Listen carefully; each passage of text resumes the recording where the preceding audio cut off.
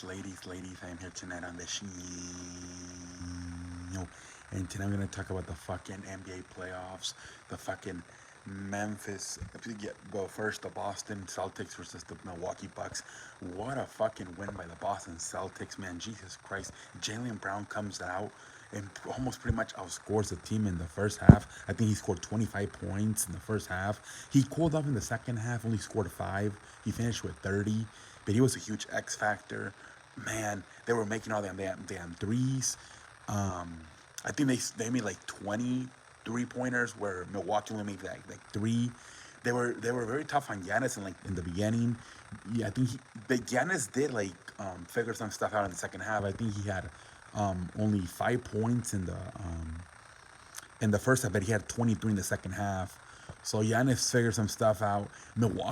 Boston kind of cooled off. Jason Tatum cooled off. Like I think he only had 5 of his 30 in the second half. But then Tatum picked it up, scoring 29. Gary Williams, I believe, had 21 off the bench. Um, but yeah, man, and that was the thing, right? Jaylen Brown had a terrible game one. Jason Tatum was kind of average. Tonight they stepped up. They command for about 60 points. They had Jaylen Brown and Jason Tatum. They were fantastic tonight. Um, and Bobby Portis and Drew Holiday got to play a little bit better, man. They got to play better, especially if Jaylen Brown and Jason Tatum are going to be playing like this. Holiday and Portis got to step up and help out Giannis a little bit more, man. They really have to. But we'll see what happens. Like I said, one of the biggest difference makers was the 3 pointers. Well, Boston had 20 3 pointers. Milwaukee only had 3. But Jaylen Brown was fantastic, 25% of the second. Jaylen Brown outscored Giannis in the first half, 25 to 5, I believe. They were just flat out fantastic, man. At times, Milwaukee tried to come back in the second half, but Boston didn't let them. So it's tied 1-1. Let's see what the hell happens, man. The next one, Jesus Christ, Memphis versus Golden State. Man, I gotta apologize to Ja Morant, man. I thought I was saying, damn, Desmond Bane is the best player on that team. Ja Morant a little bit overrated, but Ja Morant, I don't know if he was saving himself, if he was not healthy. Remember, he had that leg injury right before the playoffs started. I don't know what's going on, but this is a different Ja Morant than the one we saw in the Minnesota series, man. He had 47 tonight, playing ISO, dunking over everybody. This guy's special, man. Got to work on the jump shot because you don't if you want to still be playing at a high level in about 10 years, you have to work on that jump shot because that's what's happening to guys like Russell Westbrook and James Harden. They lost the speed and the athleticism, and they don't have they never had a jump shot, especially Westbrook. So that's the thing. Ja Morant's he's gotta look at guys like Westbrook and Harden and say eventually, I know I'm getting ahead of myself, but 7-10 years from now, I'm not gonna have that speed and athleticism.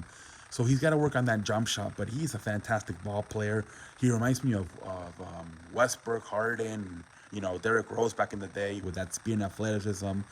Um, he's completely taken over this series, man. They're playing ISO ball. Desmond Bane all of a sudden has just become another player out there. I think only 5 points tonight. I think he only shot 5 times. It's the fucking Ja Morant show right now. Like I said, I don't know if they changed the strategy and they just told him you're going ISO in this series.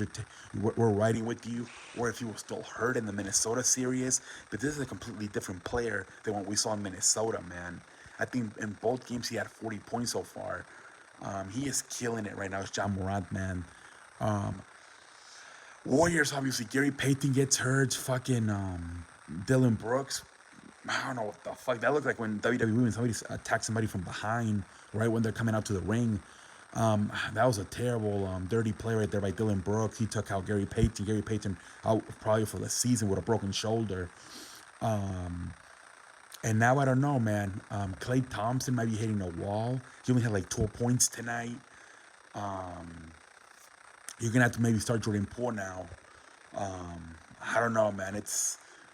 They gotta get Thompson back on track. The last few games he's been a little bit off. He did have that defensive play you remember he missed the key free throws, but then he did have that defensive player at the end there to block Ja Morant in game one to seal game one. But tonight was not very good. Um, Curry had 27. They need Clay to go back to scoring like 20 to 25 points. I think Claypool's gonna do his thing. Steph Curry's gonna do his thing, but they need the Clay Thompson back from early on when he was with the Nuggets, like in the first 3 games, where he was scoring like 20 to 25 points. Um, but yeah, man, the fucking Grizzlies, man. Like, yeah, you got like Brendan Clark and Zion Williams. I think that's what his name is. They play really good off the bench, but it's mostly Ja Morant, man. Like I said, Desmond fucking Dylan Brooks was out for the game. That was like a minute 9, like 3 minutes into the game, he got ejected for hurting Gary Payton, and then Desmond Bain just standing out there. Like it's just iso ball right now with Ja Morant. Um, We'll see what happens. I mean, is it going to just come down to Steph Curry versus Ja Morant? Is it just going to come down to that? Obviously, the experience on Steph Curry. Because Ja Morant, the way he's playing, he don't even need supporting cast. But let's see what happens. But they definitely need Klay Thompson to step it up a little bit more lately. But we'll see what the hell happens. Ladies and gentlemen, until next time, I'm out like a light. Thank you for watching. What the fuck is happening?